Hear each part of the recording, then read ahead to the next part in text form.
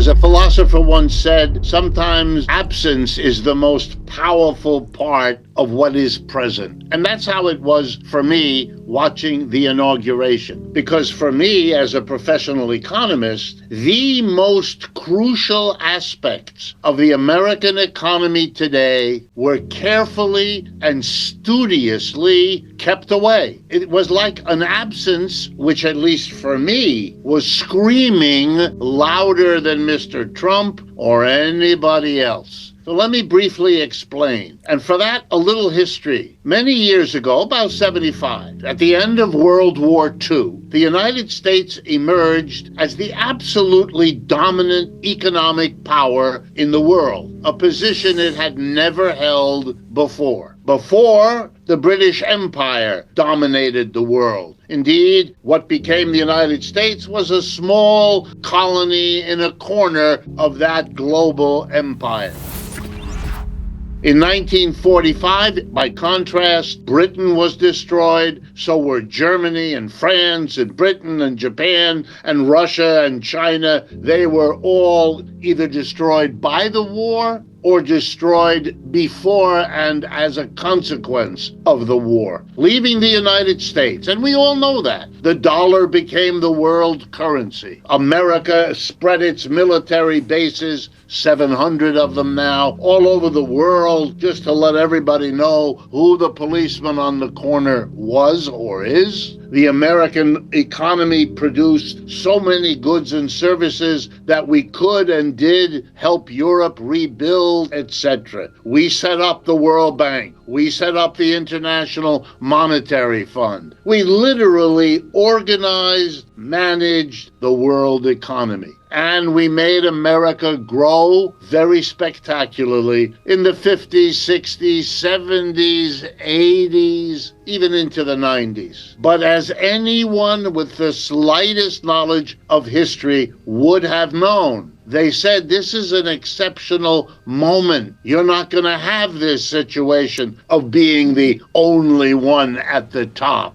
It comes out of the worst war the world has ever seen, and we don't have that every day, thank God. Therefore, it's going to erode. Also remember that every single empire that the world has ever seen, British, French, German, Dutch, Russian, Greek, Roman, it doesn't matter. They all went up and then they all went down. The American empire went up, so it was only a question of when would it go down. Here comes the first reality that was nowhere in sight on the inauguration. What are we as a nation going to do? How are we going to go through a declining empire? The dollar is less and less a global currency. A few years ago, central banks around the world kept 80% of their reserves in the dollar. It was considered as good as gold or maybe better. Now that number is about 40%. Dollar is still important, but nothing like it was. Let me give you another example. These are big numbers everybody knows. The United States has a group of 7 nations, of which it is one, called the G7. That used to be the powerhouse core of the economy of the world. Well, let's look at it today. U.S. and the other 6 produce about 26-27% of the world's output. But there's another group that has emerged. It's called the BRICS. They started about 15 years ago. Now they are 22 countries. If you add up all the goods and services they produce, the total portion of world output that they account for is about 35%. They're an alternative pole in the world economy. That is a more enormous reality about our economy than anything else. When an economy is going up, the people at the top can afford to be generous. They're making a ton of money. They're becoming wealthy. Sure, they can pay an extra 4 or 5% a year to their workers. Keep them happy, avoid a strike, and there's so much money in the growth period that you can afford it. But when the economy goes down, what the people at the top have always done and are doing now in America, the CEOs, they use their wealth and power to hold on, which means the costs of the downturn, we, the rest of us, it's offloaded onto us. So what you're seeing is that the inequality in the United States gets worse. And look at the irony. The most important research outfit in the world, Oxfam, gave their annual report. And it added up the experience of the roughly 3,000 billionaires that exist in the world today. And as you rightly said, many of them are American. Here's the statistic it gave. Across the year 2024 just ended, the collective wealth of the 300 billionaires rose by over $6 billion per day. Capitalism as a global system is making those already super wealthy even more. Unfortunately, if we had better leaders, they would be talking to us about it. What are we going to do as a nation? The road we are on of a declining empire becoming more and more unequal? Look, you don't need rocket science to understand that situation is going to blow up, and it's not going to be pretty. Not even in a country that didn't have everybody with a gun. What I'm watching at Inauguration and in the days since is a kind of lunatic theater. It's a theater in which the lead actor, Mr. Trump, pretends to be the world's tough guy. I'm going to take back the Panama Canal. I'm going to snatch Greenland. I'm going to make Canada the 51st state, and I'm going to stick it to the Mexican. Every one of those issues, whether it's drug traffic or anything else, the war on drugs is at least 65, 70 years old. Every president has announced he's going to fight it, and every single president has lost that fight. What are you doing? He's trying to suggest to a frightened America that the problem is over there. The bad Panamanian, the bad Canadian. This is childish. This is gestures of desperation. You know, there's an old scene that comes to my mind to explain this. It's in the cowboy movies. It's when the sheriff can't prevent the bad guys from riding into town and robbing the bank. And there he looks, the useless sheriff didn't stop it. So he says with great bravado, "Round up the usual suspects." He wants to look like he's tough, because that's better than looking like the failure he was. Let me assure you, during his time as president, inequality in the United States, by all its measures,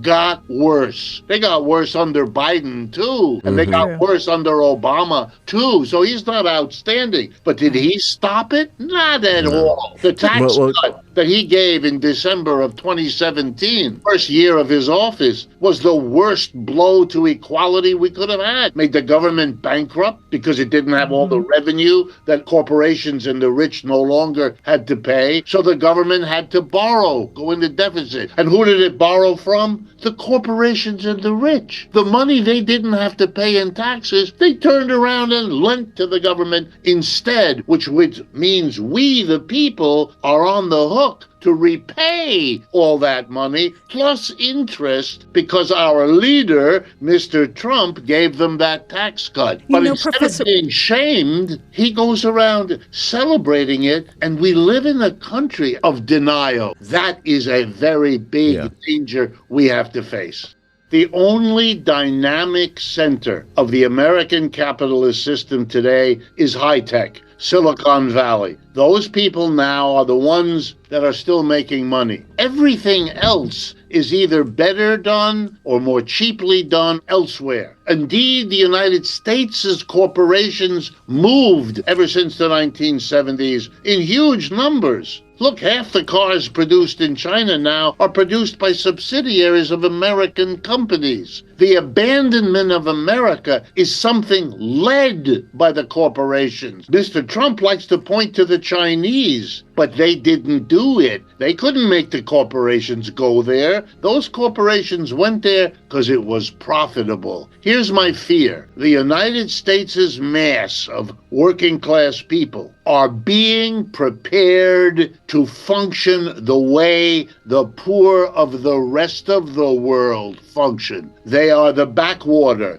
They are the hinterland. They're what you see when you leave the capital city and you go to where the mass of people are much poorer. This government wants to attack Social Security and Medicare and Medicaid. It wants to take away the few remaining supports. Look at us another way. When my fellow economists from around the world ask me, they ask me about the minimum wage. The federal minimum wage in this country is $7.25 per hour. It has been at that level since 2009. Every year since then, prices have gone up. Okay, that means for the last 16 years, the poorest of the poor amongst us have been savagely abused. Because every year with rising prices, that $7.25 buys you less. What kind of a society goes to people with $7.25 and does that to them? We are seeing levels of cruelty. Over the last 40 years until 10 years ago, we lived in an age called neoliberalism, globalization. You might remember we were told over and over again that it's good for the whole world that corporations close their shops in Cincinnati and move them to Shanghai, that we will all be better off to get these marvelous. For 30 years, and the corporations went. They had to. Their competitors were going, and they would have been outcompeted if they didn't go. China offered cheaper wages than Americans demanded. China offered the biggest growing market in the world because of their size. So every corporation sent its people over there. I teach in business schools. We teach people, if you want to have a successful business, go to where the wages are low and the market is growing. Okay, they listened to people like me and they went over there. That's why this is the area that is growing. We are becoming what they were, and they are becoming what we were. And that's very upsetting, but you don't solve it by pretending that it isn't there. We don't have the empire anymore. The war in Vietnam, which was a big turning point, was a war between the United States and the Communist Party of Vietnam. The United States lost the war. The people who have been running Vietnam since to this moment are the Communist Party. I know this is upsetting, but you ought to face the reality. In Afghanistan, we went to war against the Taliban. That war is over. We lost. The Taliban now runs the country. In Iraq, we lost. In Ukraine, we are now losing. How many hints do you need? You're not the big cheese in the world anymore. The best missile in the Ukraine war to this moment is a Russian one. We are shifting to a nationalism. That's because we have to protect our industries because they can't compete with others. Oh, we'll blame the Chinese and they're all cheating. That's very boring and very old. It is what every country that loses in the competition says. But the fact of the matter is, 15 years ago, every automobile company in the world went to work to try to develop the best, cheapest electric car, because that's the wave of the future. And we now have an unqualified winner. One country and one company produced the best, cheapest electric car. It's called the BYD. And remember, a tariff is a tax levied by the United States government on United States people paid to Washington. The tariff of Mr. Biden on the BYD electric car was 27%. Mr. Biden raised it to 100%. That means if BYD produces a $20,000 electric car and you, America, want to buy it, you would have to give 20 grand to China and then another 100%, 20,000 to Uncle Sam as a tax. costing you $40,000, which is why you don't see BYD cars on the roads in the United States. But if you went to Europe, you'll see them all over the road. Here's the irony. The United States thinks it's isolating the bad guys around the world. You know what the rest of the world now thinks? Their job is to isolate a rogue capitalism in the United States. You know what that looks like? Will Americans find it heady to think of themselves as powerful? Not as they understand. That's not an expression of power. That's a desperate theater because they can't face the loss of power that is our reality and which we could handle if we were honest enough to admit it.